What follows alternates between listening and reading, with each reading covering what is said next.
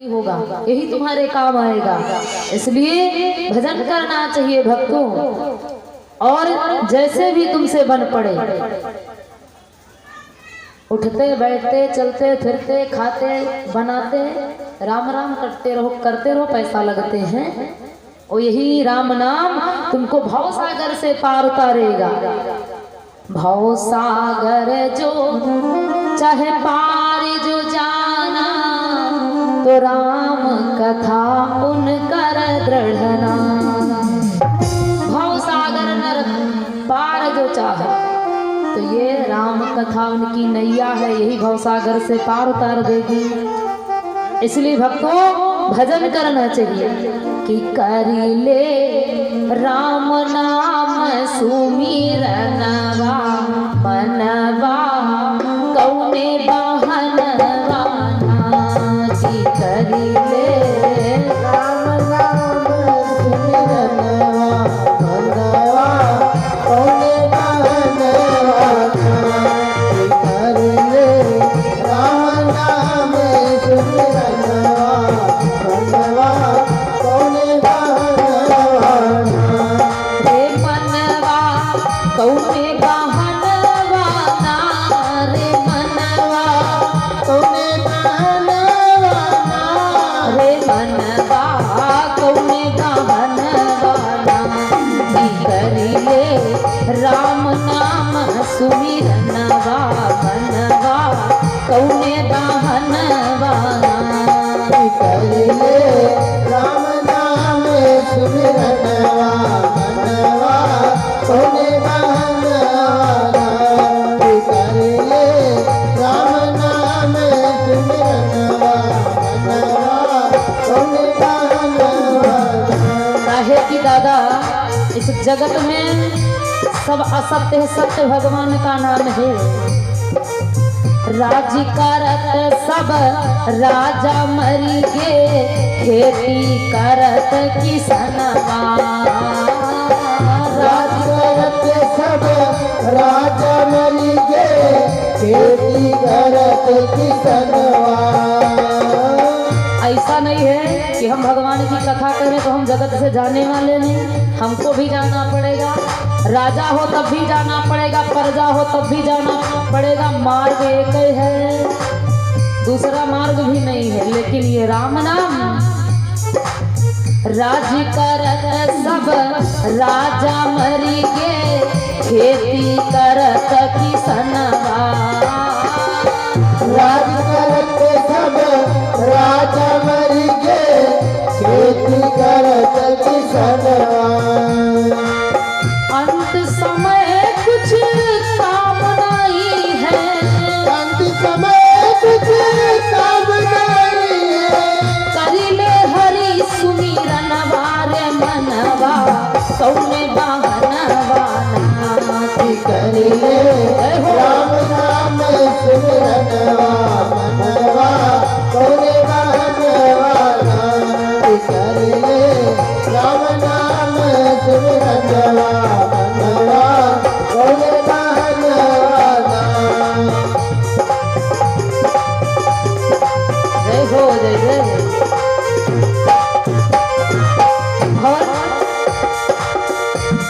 राम नाम चाहे जिस जैसे तुमसे बन पड़े, खेती करते हो खेत में काम करते रहो, राम नाम रटते रहो। मम्मी लोग रसोई बनाते रहो, भोजन बनाते रहो, राम नाम गाते रहो। बड़ा सरल है राम नाम।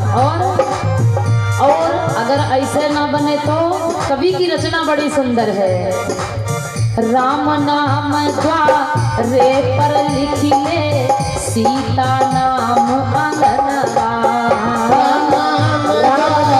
रे पर लिख ले, सीता नाम अंगनवा। राम नाम द्वारे पर लिख ले, सीता नाम अंगनवा। राम नाम द्वारे पर लिख ले, सीता नाम अंगनवा। हमारे विद्वान जन संत जन द्वार पर लिख देते हैं सीताराम राम राम। जब निकलोगे दर्शन होगा राम नाम का। क्या चतुराई है। और लक्ष्मण नाम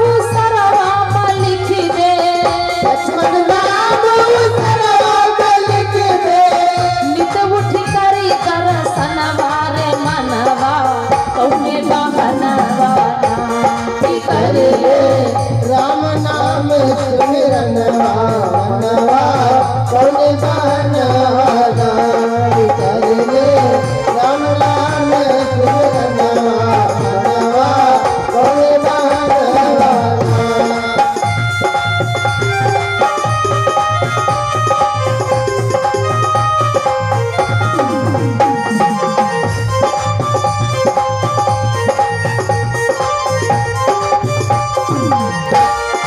और हमारी बहुत ऐसी माताएं हैं जो हाथे पर राम नाम सीताराम लिखाए रहती, क्यों? यही राम नाम साथ में जाएगा, ये चतुराई है। राम नाम हाथे पर लिख दे सीता नाम मुदरिया, राम नाम हाथे पर लिख ले सीताराम मुदरिया, राम नाम हाथे में लिख ले सीता नाम मुदरिया, राम नाम हाथे पर लिख ले सीताराम मुदरिया, लक्ष्मण नाम कन्हैया में लिख दे, लक्ष्मण नाम कन्हैया पर लिख ले नित उठी करी दर्शन बारे मनवा कौने बहनवा कर ले राम नाम सुमिरनवा मनवा कौन बहनवा कर ले राम नाम सुमिरनवा मनवा कौन बहनवा।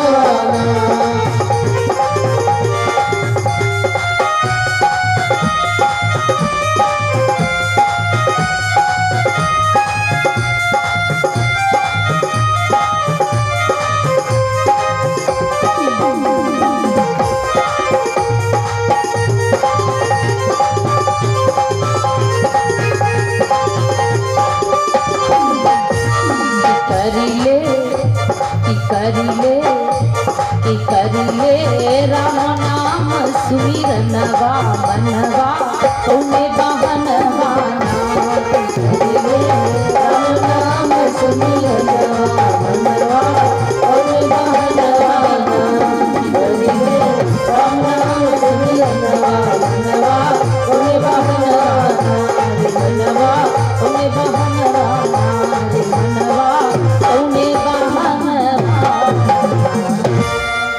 बोली प्रभु रामचंद्र भगवान की जय हो। तो जैसे ही बने वैसे राम नाम लेते रहो, भोजन बनाते जाओ, राम नाम गाते जाओ, राम नाम रटते रहो, काम करते रहो। हम ये नहीं कहते कि सीधा बाबा बन जाओ और समाधि लगा के बैठ जाओ ना, कल काला समाधि लगा के बैठ जी हो तो भजन न मिले। हाँ, कुछ करना पड़ेगा, राम नाम गाते रहो। अच्छा एक बात है, कोई भी कार्य गाते गाते किया जाए तो पता नहीं चलता है। जमुनास चाहे 2 किलोमीटर पर भय हुए, लेकिन गावत गावत जब जाते तो उनका जान थोड़े पड़े कहाँ पर यहाँ है, गावत गावत निकलते हैं। और वैसे है कहूँ अकेले निकल पड़ो तो का मालूम दे कि 70 कोस पर यहाँ 2 किलोमीटर हमका दिखाती।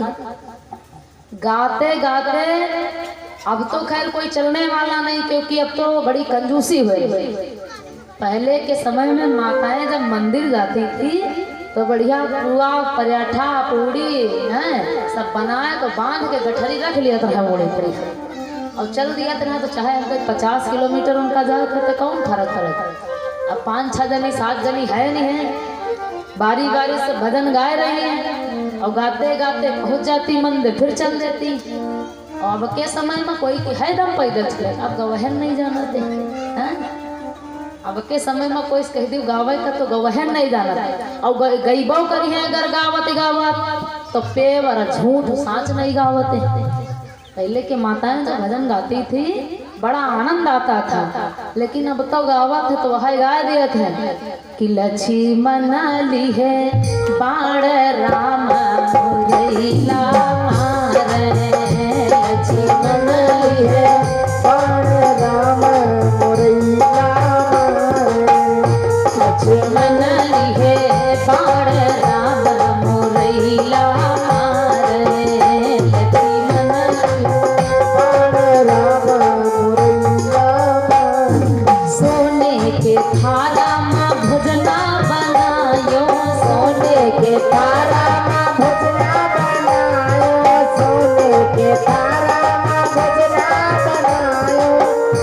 लक्ष्मण लिहे बाण राम मुरैला मारे लक्ष्मण लिहे बाण राम मुरैया मारे लक्ष्मण लिहे बाण राम मुरैया मारे।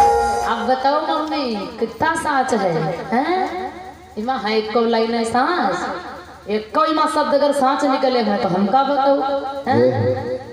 लक्ष्मण लिहे हैं बाण और राम मार रहे हैं मुरैला पेवर झूठ तो यू हैं और दूसर बात सोने के थारा में भोजन बनौती हैं काने में गले पहने तो इतनी महंगाई में है नहीं और सोने के थारा में भोजन अब सोच लूं किनके घर में सोने के थारा रखे हैं कुकर तो जल्दी लाई नहीं मिला तो अगर बेकार हो जाए तो 1500 1600 2000 और सोने के थारा में कहा बना पेवर झूठ भजन गाते रहो राम नाम और यही तुम्हारे काम आएगा। यूं ना कहो कि हमका टाइम नहीं टाइम है क्योंकि दुनिया सब बिजी देखो सब लोग एक दूसरे के चक्कर में बिजी जितनी दुनिया वो एक दूसरे के चक्कर में बिजी मालूम दे रहा कि अब उनका रिमोट दूसरे के हाथ में वो जैसा बटन दबाओ तो वैसा ही तुम काम करते हो अपना रिमोट दूसरे के हाथे में दे चुके हो इसलिए तुम हो बिजी जैसे वो बटन दाबिस नहीं तैसे तुम फट से पहुंचो करिश्मा करे अपने आप से टाइम निकालो मन का टाइम निकालो ज्यादा नहीं तो 5 मिनट प्रतिदिन भगवान का भजन करो और ना अगर दिन भर टाइम मिलत हुए तो अगर दादा सवेरे 5 बजे जागत हो तो हम कहीं 4:30 बजे जागे जाओ और 4:30 बजे जागत हो तो 4 बजे जागे जाओ हैं कुछ अपने लिए इकट्ठा करो ये तो सब दुनिया के लिए इकट्ठा ही हो रहा अपने लिए इकट्ठा करो क्योंकि अंत में तुमको ना पुत्र मिलेंगे ना बहू मिलेगा ना पोता मिलेगा जाना तो महक होगा और सारा फैसला तुमको करना होगा अपने लिए इकट्ठा करो। आइए भगवान के सुंदर चरित्रों में आनंद ले। तो पुजारी दादा कथा कहाँ पर विराम भरे मालूम हम तो गए ना भूल भगवान पानी बरसे हम तो गए भाई सोई हमका नहीं पता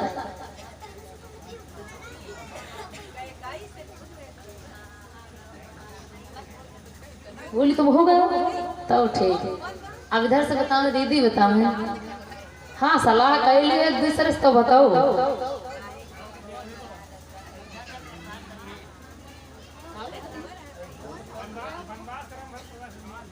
अच्छा अच्छा यही का मतलब भाई कथा बड़े गौर से राजापुर माँ सुनी जाते हैं हम सोचित रहे कि मतलब रावण वाजू ही हमका लागत है मरी हैं अच्छा काल मरी तो ठीक है।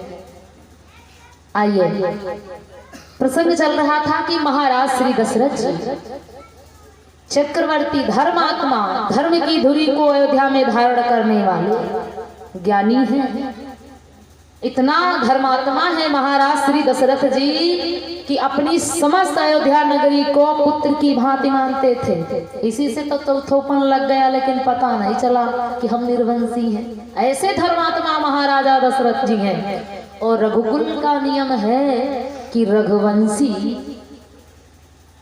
ये 39वीं पीढ़ी चल रही है और इनकी जितने भी पीढ़ी में राजा हुए सब धर्मात्मा सत्यधारी व्रतधारी जो कहते थे राजा वही करते थे। इनके कुल की परंपरा है रघुकुल रीत सदा चली आई। कुछ लोग कहते नहीं कि हमारे घर में यू चली आवा हैं हमारे घर में यू चली आवा पहले इतना हो तब है इतना हो। तो अयोध्या में रघुकुल में ये चली आया क्या रघुकुल रीति सदा चली आई और प्राण जाए बर बचन न जाए। प्राण जाए तो जाए लेकिन जो जिह्वा से निकल चुका वो पूरा करेंगे चाहे प्राण चले जाए। आज यही बात कहाँ पर चल रही है कोप भवन में। मैया कैकेयी जी मेरे सरकार राघवेंद्र ने बचपन में माँ कैकेयी से एक वचन मांगा था माँ तुम मुझे अपना पुत्र मानती हो ना। कैकेयी ने कहा पुत्र यदि कोई शंका है तो कह करके तो देखो राम यदि तू मेरे प्राण भी मांगेगा ना तो मैं अपने प्राण भी दे दूंगी। सरकार को अवसर मिल गया क्योंकि माँ ने कहा है प्राण मांगो तो प्राण भी दे देंगे। सरकार ने कहा माँ फिर एक वचन दो। माँ ने कहा मांगो पुत्र। मेरे सरकार ने कहा माँ देखो मैं जगत का हित करने के लिए, जगत का कल्याण करने के लिए धरती पर अवतरित हुआ हूँ, इसलिए माँ पिताश्री जब मुझे अयोध्या का राजा बनाए ना तो मुझे वन का राजा बना देना, मेरे लिए वन मांग लेना मैया। आज वही समय आया है भक्तों। दो वरदानों के महाराज दशरथ ऋणी थे मैया कैकेयी के, क्योंकि गोस्वामी जी कहते हैं कि रामा दुई वरदान भूप सन हाथी, राम सिया रामा। रामा दुई वरदान भूप सन हाथी, राम सिया रामा। रामा मांगहु आज जुड़ावहु छाती, राम सिया रामा। रामा मांगहु आज जुड़ावहु छाती, राम सिया रामा। रामा रघुकुल रीति सदा चली आई, राम सिया रामा। राम रघुकुल रीति सदा चली आई, राम सिया रामा। रामा प्राण जाई बरु बचन न जाई, राम सिया रामा। राम प्राण जाए बचन न जाई, राम सिया रामा। आज महाराज गोस्वामी जी कहते हैं दो वरदानों के दशरथ जी ऋणी थे। अच्छा ये दो वरदान कौन है? कथा सुना रहे हैं कौन? देवाधिदेव महादेव जी। कहाँ पर? कैलाश पर, बरगद के पेड़ के नीचे, क्योंकि बरगद विश्वास की प्रतीक, विश्वास का प्रतीक बरगद होता है। कोई भी साधना, कोई भी तपस्या की जाती है तो बरगद के पेड़ के नीचे, ये विश्वास का प्रतीक होता है। भवानी जी उसी बरगद की छाया में बैठे हैं। कैलाश शिखर हमारे देवाधिदेव महादेव जी भी बैठे हैं। भवानी जी कहने लगी स्वामी दो वरदान, ये कौन से वरदान है कैकेयी के जो महाराज दशरथ ऋणी हो गए हैं? स्वामी मुझे कथा श्रवण कराइए। जैसे भवानी जी ने कहा भोले बाबा सुनाने लगे देवी एक वरदान, और ध्यान से सुने। एक वरदान है देवासुर संग्राम, जिसमें सुरों और असुरों में यानी देवताओं में और राक्षसों में युद्ध छिड़ा। उस वक्त हमारे श्री महाराज दशरथ जी देवताओं के कार्य के हित के लिए गए उस संग्राम में। और जब गए तो ये जो महारानी कैकेयी जी इनका गौना आया था और महाराज दशरथ इनके विवाह की कथा आती है मैया कैकेयी जी के कि इनका विवाह करने के लिए महाराज अशुपति अयोध्या नहीं आए थे।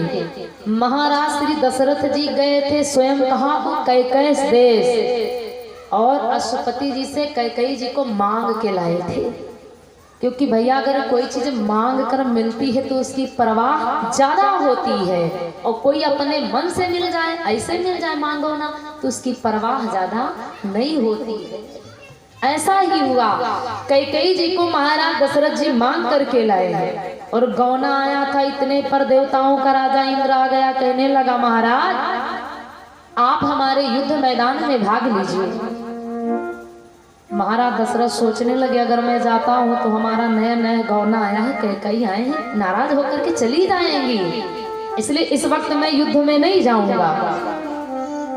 मैया कैकेयी ने सुना तो कैकेयी जी वीर हैं, छत्राणी हैं, धर्मवान नारी हैं, और धर्मवान नारी कभी भी अपने पति को धर्म से रोकती नहीं है। ये सब उल्टा नारियों के कार्य हैं जो पति को धर्म नहीं करने देती।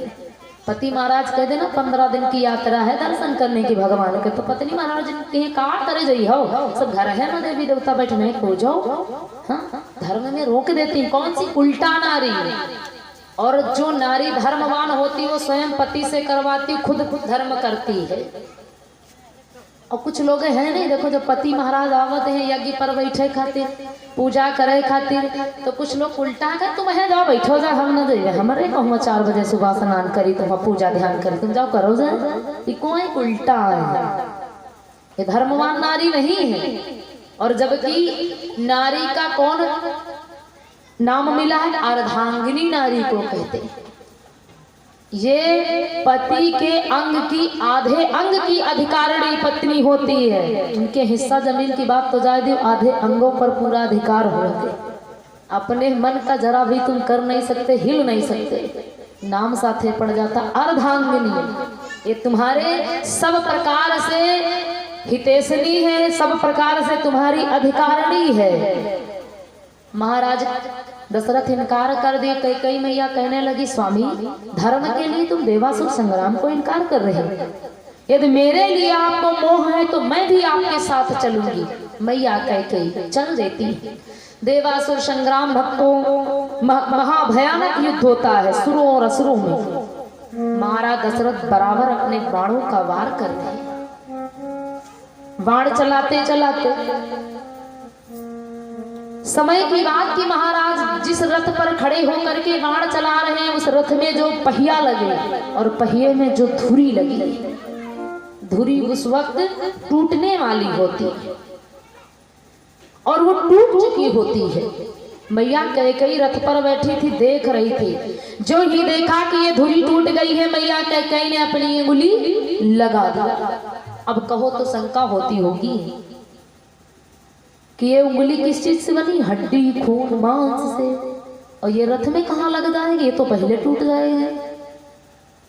लेकिन मैया जो कैकेयी थी, कैकेयी जी को श्राप लगा था बचपन में दुर्वासा ऋषि महाराज का। एक बार ये छोटी थी और दुर्वासा ऋषि महाराज इनके यहाँ आए थे, अशुपत जी के यहाँ। और जब महाराज संत महात्मा कोई आता है तो बच्चे जो होते तो उनको क्या मालूम कि बाबा जी कैसे हैं। कई मैया खेलते खेलते गई और दुर्वासा ऋषि महाराज की नाभि में अपनी अंगुली गड़ो दी। ये देखे कि बाबा के पेटे में कुछ खाली खाली गड्ढा हुआ, अपनी अंगुली डाल दी। और जैसे उंगली लगी दुर्वासा ऋषि महाराज क्रोधित, और जब क्रोध हो गए तो श्राप दे दिए कि जाओ बेटी, ये तुम्हारा हाथ अब वज्र का हो जाएगा। महाराज अशुपत जी ने सुना, अब तो बिटिया का हाथ पत्थर का। ओ बिटिया अपना धन तो है नहीं, बिटिया पराया धन होती है। अब बिटिया का विवाह भी हमें करना पड़ेगा। कौन करेगा? एक हाथ बिटिया का पत्थर का, तो कौन विवाह करेगा? महाराज ऐसा करो, क्षमा कर दो, ये बिटिया है। लेकिन भैया क्षमा तो करे, लेकिन 3 चीजें कभी वापस नहीं आती। शरीर के निकले प्राण, कमान से निकला बाण, और जिह्वा से निकली वो, ये कभी वापस तो आती नहीं है।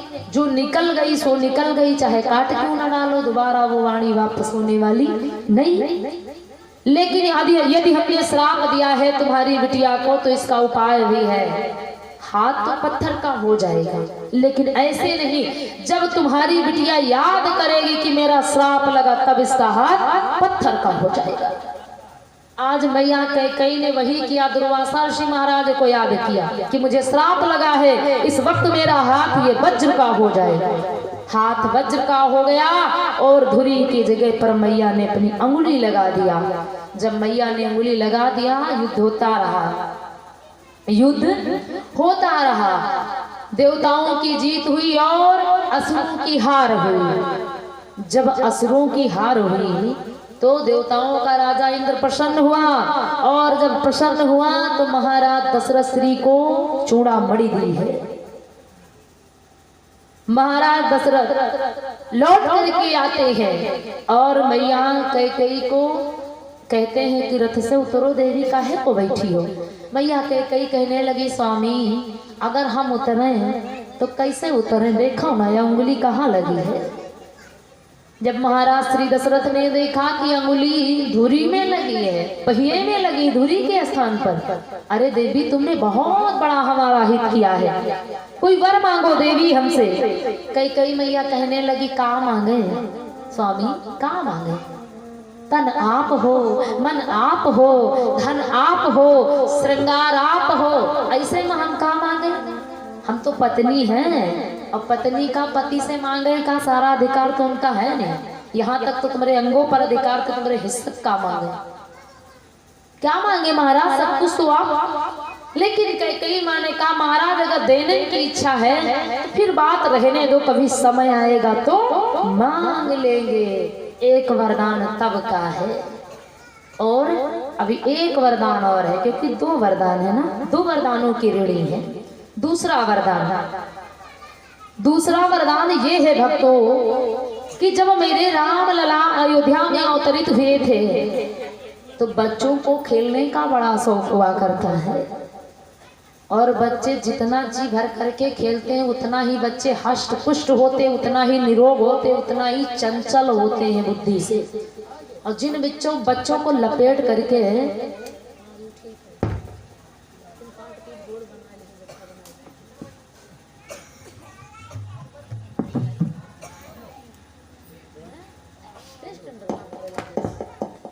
हरिओम, बच्चों को जितना खेलने का अवसर दिया जाता है उतना ही बच्चे हष्ट पुष्ट होते हैं, निरोग होते हैं, बुद्धि से चंचल होते हैं।